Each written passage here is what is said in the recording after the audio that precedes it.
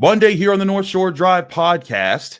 We're going to cover all the big things that happened over the weekend, including the NFL announcing its new salary cap, what that means for the Steelers' salary cap space, also the releasing of Mason Cole, what it does for their plans at center, and addressing where we're going to be looking for at the Combine, including with our discussions with Omar Khan, Steelers GM, as the Post-Gazette will be there in Indianapolis all week long. Chris Carter, Ray Fittipaldo. It's going to be a fun episode. Let's get into it.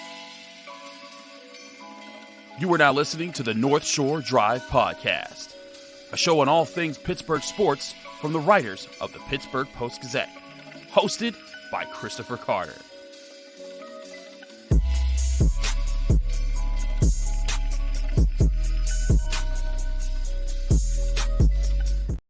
Hello and welcome to the North Shore Drive podcast from the Pittsburgh Post-Gazette. I'm Chris Carter. He's Ray Fittipaldo. We're both PG writers. He covers the Steelers. I cover Pitt, but also chipping on Steelers with some of our shows here. And you can always find this North Shore Drive podcast every Monday, Wednesday, and Friday on your favorite podcasting apps and on YouTube. Like this video if you enjoy it. Subscribe to this YouTube channel to get all of our daily content that comes out from all of our Pittsburgh sports writers. As always, this show is brought to you by Mike's Beer Bar, the best bar in all of Pittsburgh. When you go to Mike's Beer Bar, they have over 500 different available beers. 300 of those beers are local, and 80 of those local beers are available on tap. More on them later.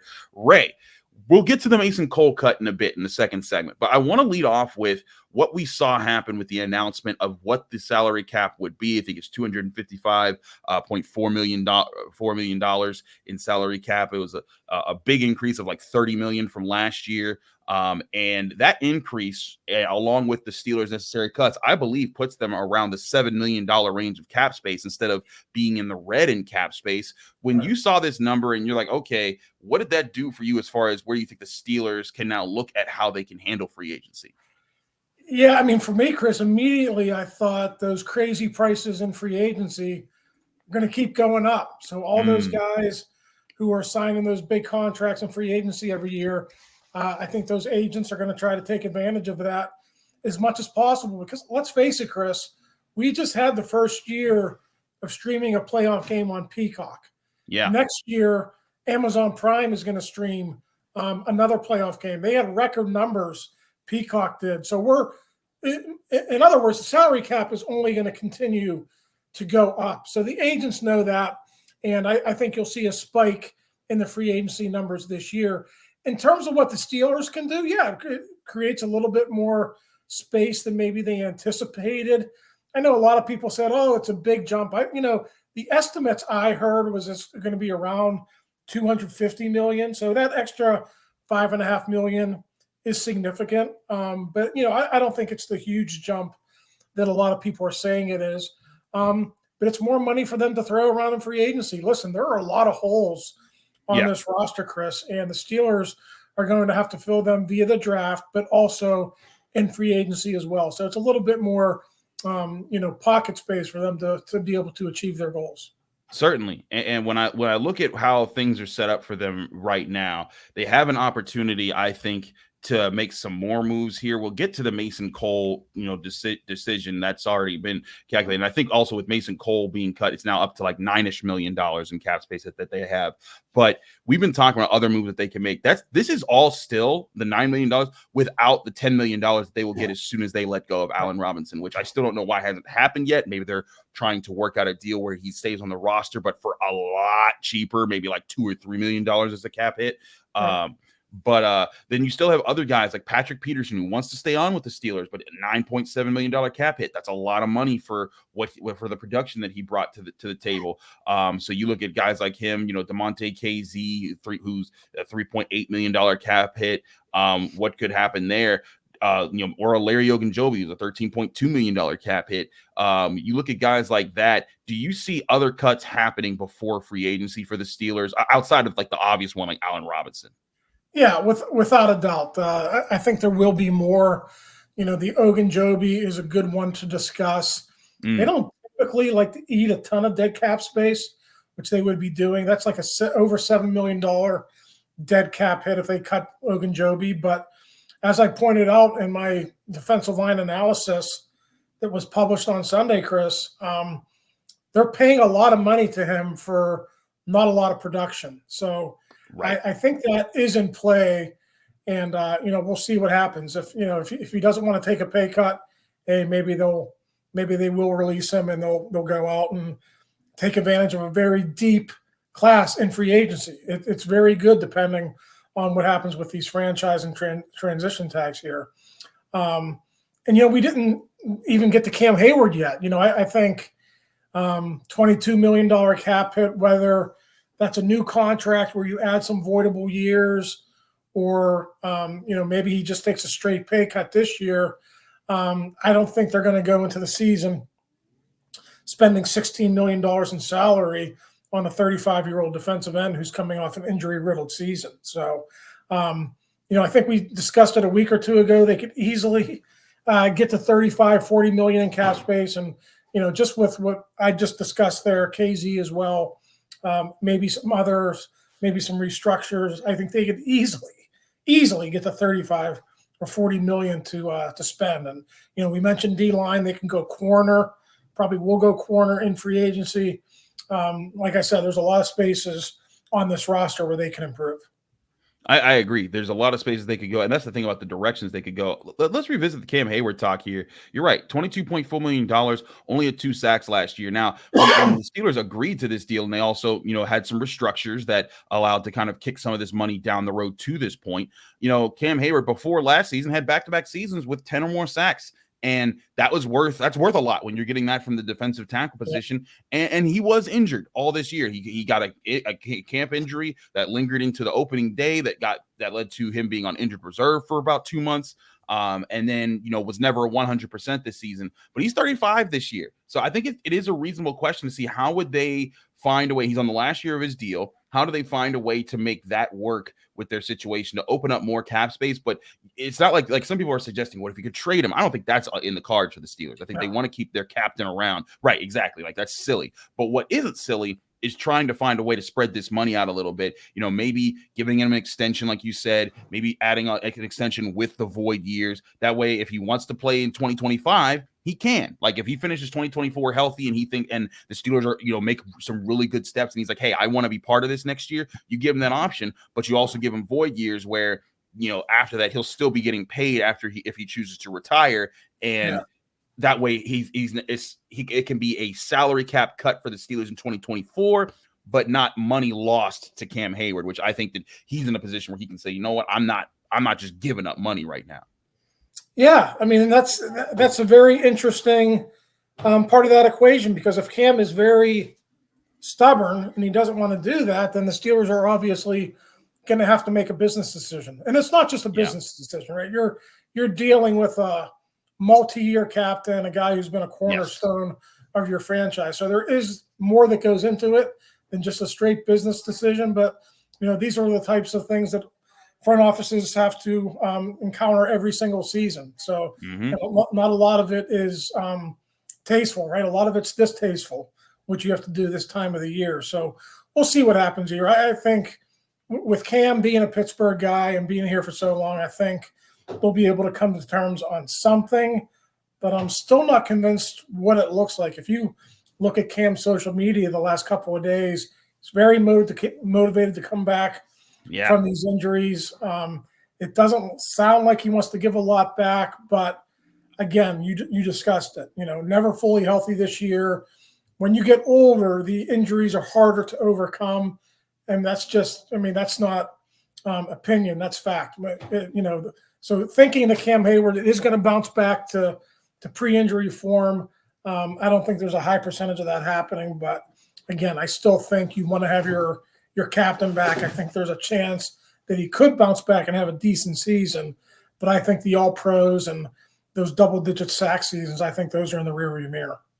I hear that. I want to talk to you more about a cut they did make along with the announcement of this salary cap, and that was letting go of Mason Cole, what that means for their plans moving forward. All that here and more in the North Shore Drive podcast. I'm your host, Chris Carter, here with Ray Fittipaldo. Stick with us. We'll be right back. But first, remind you, this show from the Pittsburgh Post-Gazette is brought to you by Mike's Beer Bar, the best bar in all of Pittsburgh. When you go to Mike's Beer Bar, they're right across the street from PNC Park on Federal Street in the North Shore. You go there, you're going to have a great time. Why? They have over 500 different available beers. 300 of those beers are from the local area, and 80 of those local beers are available on tap at all times. And every day they're switching new ones in and out. So every time you go in there, there's a brand new menu with brand new options and brand new ways to enjoy different styles of beer. And if you're a person who loves beer, you'll never run out of favorites. If you're trying to learn about beer, it's the best place to go because you can get everything from all the ranges, from all the breweries in the local area. You also can enjoy great food like steak on a stone, where your choice cut of steak is brought to you on a heated stone. And every time you cut off a piece, you press it into that stone and you choose how well done you want every bite of steak. All in a place that has 20 televisions that are always tuned to something with sports on, so you can keep up with all your sports fixes, whether you're keeping up with your gambling picks that you've made, or just your favorite teams that you want to follow. All that can happen at Mike's Beer Bar, the best bar in all of Pittsburgh. Go to Mike's Beer Bar today, and when you get there, tell them Chris sent you.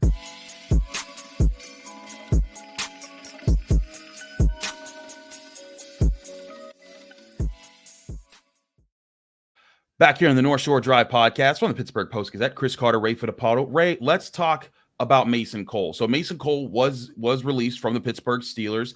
Not too shocking. You know, everyone kind of knew that, his level of play wasn't up there, but there was a question that maybe he was kept around because you didn't know what was going to happen in free agency. Typically, the Steelers want to go into the draft knowing that they have starters at every position that they can at least be comfortable with going into opening day, so that if they don't pick a position, they're not doomed after the draft. But Mason Cole was their starter at center. And now, the idea is that if you were to assemble a roster with who they got right now, you put Nate Herbig or James Daniels at center. And that's not something they probably want to do. So with that being happened, do you see the Steelers being aggressive in free agency at center and maybe going and getting a guy they have to pay a little bit more? Or do they get kind of another starter capable player who's not that expensive and then just take their big swing in the draft? Yeah, listen, I think there's a plan there. You said they probably don't want to move James Daniels or insert Nate Herbig in as the center, but Chris, I think that's an option. Unless you are targeted on one or two guys in free agency that you can get, to me, by releasing Mason Cole when they did, that tells me that in a pinch, maybe even not in a pinch, that Herbig or Daniels could handle that load. And let's face it, James Daniels was a versatile player with the Bears since he's come here. I think he's been okay as a guard. I don't think he's been worth $8 million a year, but he hasn't been a bust either. So I think he's been an average to maybe slightly above average player. If you're not going to sign him to a second contract and he can go back and play center like he did for the Bears, then he's going to have to do that, and they're going to have to build for the future. I mean, if they see a guard that they like in this year's draft, I don't think they'll hesitate in getting him because Daniels is in the last year of his contract. So we haven't been talking a lot about guards in the pre-draft process. It's been all centers and tackles, but don't rule out a guy like Troy Faltino from Washington, a guy who can play tackle, can play guard. He has some versatility there. That's an option. So, I probably tend to agree with you. They might have a guy in free agency that they're targeting, but let's not roll out Herbig or Daniels either. They're on the roster. They've played center in the past. Might not be in the recent past, but they've played center in the past. And I think if you give either of those guys an entire offseason to work at it, obviously, and the Steelers feel this way too, obviously, they feel like he could be better than Mason Cole was last year. Right. I think that's the thing there is you want to get somebody like that. And there are options out there in free agency, and also another thing is to remember is that free agency is the pool isn't finalized right now. Like the Dolphins are cutting people right now because they're way over the cap. There's other teams that have to do that right now.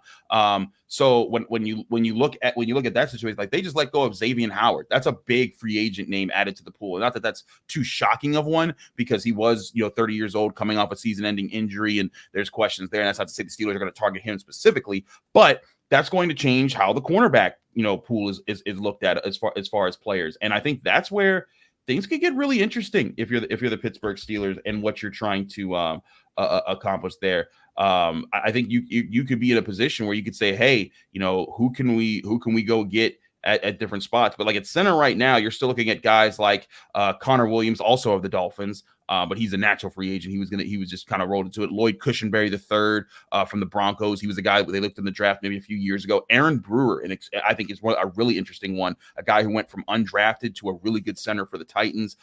He could be one that can be gotten for around like a Mason Cole price, but I think gives you better production than a Mason Cole. And then there's other guys out there that, veterans. And again, more people could be added to this pool. I just think that with the Steelers' way that they've been growing, it might behoove them to maybe get a lower level center, like, maybe like an Evan Brown, type of guy. Coleman Shelton's a guy from the Rams who could be available for not too expensive of a price, but then still trying to go get that guy in the draft who could be your long-term guy. And like you also said, guard could be at play there too, or a center who can move to guard, because there are some people in the draft that are interchangeable between those positions. But it to me, the releasing of Mason Cole is a sign that, hey, the Steelers want to get this right in this upcoming offseason, and I think there could be, they'll definitely one addition, but maybe even two additions to that position this offseason. Yeah, Chris, the only reason I hesitate about adding an interior guy in free agency is you just don't need another backup guard center if they do draft a center, right? So that's true. They get Jackson Powers Johnson at pick number 20. You have Nate Herbig making $4 million a year. He can play guard and center. Do you really need another guy that you'd be locked into because you signed him to a free agent contract? Do you really need a third guard/center? So that's the only reason that I'm telling people to pay attention to the numbers. And, we didn't mention Spencer Anderson. I think they like him better as a tackle, but he could play guard and center as well. So I know a lot of people were connecting the dots there and saying this is definitely going to mean they're adding a center in free agency. I'm 50-50 on it. I could see it happening if they have a specific guy targeted that they want to sign and they think they can sign, but there's also plenty of options on this roster if they don't do that. Absolutely. And there's other guys in the draft where, maybe they could get them not necessarily in the first or second round, maybe a Cedric Van Pran from Georgia. Christian Hayes is a guard who some people wonder if he can play center out of UConn. So there's guys out there that can fit that bill. But certainly it opens up the door for a very interesting conversation about how they want to handle that. Well, the combine is coming up. If you're listening to this on Monday morning, both of us, Ray and both of us, as well as Jerry Dulac, are headed right to Indy at that time. So we're recording this on Sunday before we head down there, but we want to get you a little bit of preview talk before we talk to Omar Khan a couple times while he's there. And we'll also be giving you all the inside looks on all the players who take the podium there and their testing. All that here and more previewed on the North Shore Drive podcast right after this break. Stick with us.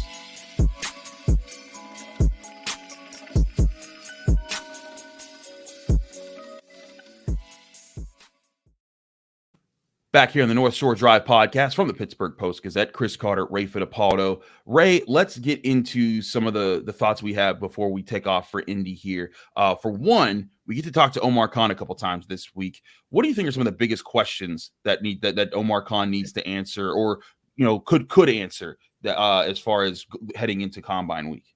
Yeah, I don't think it's the biggest topic of the offseason, but Chris, I want to know what's going on with Cole Holcomb. I want to know if he's going to be your day one starter in September, or if they have him targeted for maybe a September or October return from that knee injury. And if it is September or October or near midseason, then they got to go out and sign an inside linebacker in free agency. There's no doubt about that. We just talked about all the plans they could or could not make with interior offensive line. To me, you would have to go out and get somebody to play alongside Landon Roberts, whether that's Quan Alexander again or somebody else in free agency.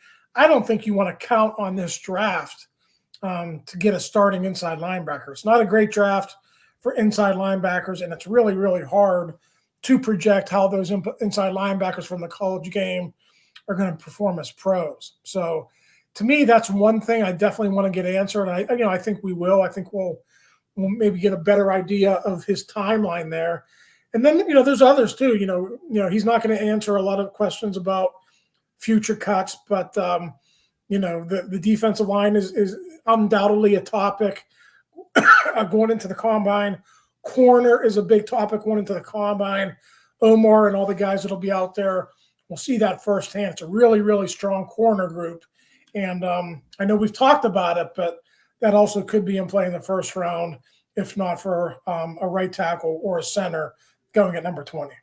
Yes, certainly. Like that's the thing is the Steelers, whereas it's a disadvantage to the Steelers that they have so many holes to fill. And some of those holes will definitely be filled by free agency and be less of a question. But it's also a way for them to not be predictable in this draft class. Whereas, going in the past few classes, like everyone kind of they wanted a quarterback. They weren't sure if they'd get Kenny Pickett, but that was certainly a look there.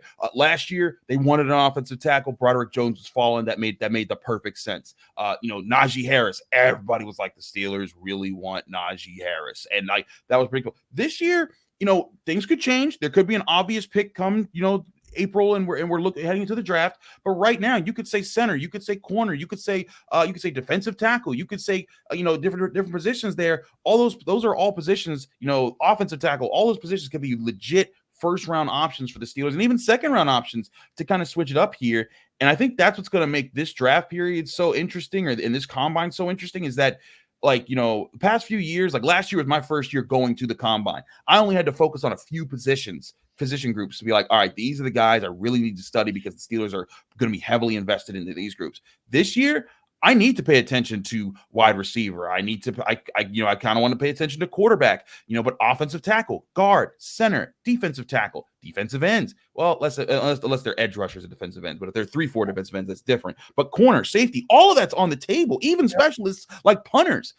So that this year, the field is just so much bigger to study. And whereas it's a disadvantage that you have to fill it so much, it's also a way for teams to not be able to predict where you are and be like the year where the Bengals jumped ahead of the Steelers to get William Jackson III in a year that they ended up picking Artie Burns. Yeah, absolutely. I agree with you. There are a lot more positions in play this year, not only in the first round, but the subsequent rounds as well, second, third, fourth round. Chris, I wrote a story that's published in Sunday's paper. It's a very strong draft at the top, but there's only 58 underclassmen in this draft, and that's because of the NIL money that's out there. Guys are just staying because they can make a couple $100,000 by staying in college. So it's a very good draft, but it falls off, I would say, after the third or fourth round. So, they do have 2 fourth-round picks. We'll see what they do with those. Maybe they feel pretty strongly that they can get a couple of good players at 119, 120, but this might not be the year where you actually want 5th, 6th, or 7th round picks, just because of the way the NIL has affected, the draft this year, and it's probably going to affect the draft in future years as well. Absolutely. Also, it's a great piece. You also check out Ray talked to former Pitt and Penn State linebacker Johnny Patrician and analysts like Matt Miller of ESPN and Daniel Jeremiah of NFL.com. Like there's a lot of different perspectives in there about how NIL is impacting draft classes. And it's a really great piece. Go to post-gazette.com. You click on sports or Steelers and it'll be right there for you, for you all to view. Okay. So Ray, last things heading in here, the big things that everyone always look to, the 40-yard dash for corners. People want to look at, explosive, the jumping for receivers, or for, the broad jumps for linemen. There's a few of these events that always get a big wow. I think the 40-yard dash this year, there's a lot of people who want to see just how fast are some of these top flight corners like Cooper and those guys. How do they measure out? That could be the big day. Cornerback 40-yard dash, where a lot of Steelers fans start to say, "Oh, I want this guy, or I want that guy." But I know for certain there's going to be a lot of NFL teams that are also focusing on who are those guys that can keep up with the top speed receivers while also showing the tape that they did in college that they could be sticky in coverage. Yeah, I agree with you. The most overblown drill that's out there is the bench press. I mean, you go and look at the guys who bench press the most every year. I don't think any of those guys ever make it in the league. It's more of a question of, okay, were you working out? Were you working hard? Okay, if you can do 25 or 30 on the bench, you're all set if you're a lineman. So the lineman drills, it's mostly the on-field stuff that I want to watch. I don't really care what they run or what they bench. But you're right about the corners. Quinion Mitchell, it's going to be interesting to see how he runs. I think the consensus is that he's going to test pretty well he'd be in play for the Steelers. Then you got a bunch of other corners too in that first round. Terry and Arnold, Wiggins, guys like that. You want to see what those guys can do because it is a different game in the NFL. You're going to have to be tracking receivers deep down the field. You're going to have to stick on them longer than you did in college, just because the quarterbacks are so much more advanced and they're able to go to their second and third reads. So, I'll be looking for that. And big week for the receivers too. I'm sure we'll get into this probably Wednesday or Friday, Chris, but Steelers need a receiver in this draft, probably one in free agency too. And, we're going to get a good long look at a lot of those guys here in Indianapolis this week. Absolutely. Talking with all those players at the podium, talking with Omar Khan. It's a huge week in the NFL, and you can keep up with all of it with the Pittsburgh Post-Gazette, post-gazette.com for all your Steelers and NFL draft updates. He's Ray Fittipaldo. I'm Chris Carter. Thanks so much for tuning into the North Shore Drive podcast, which comes on every Monday, Wednesday, and Friday here on the North Shore Drive podcast and the Pittsburgh Post-Gazette's podcast channel on whatever app that you use for podcasts, as well as YouTube to watch this video, like this video, subscribe to this channel for all of the daily content that comes out from all of our Post-Gazette sports writers. The next time we're on camera, we'll be in Indianapolis covering the NFL Combine. We'll keep you posted with all those developments right here on the North Shore Drive podcast. We'll see you then here. Thank you for tuning in to another episode of the North Shore Drive podcast from the Pittsburgh Post-Gazette. If you watch this video on YouTube, please like the video and subscribe to our channel. For all the sports coverage from the Post-Gazette that we have to offer, visit post-gazette.com.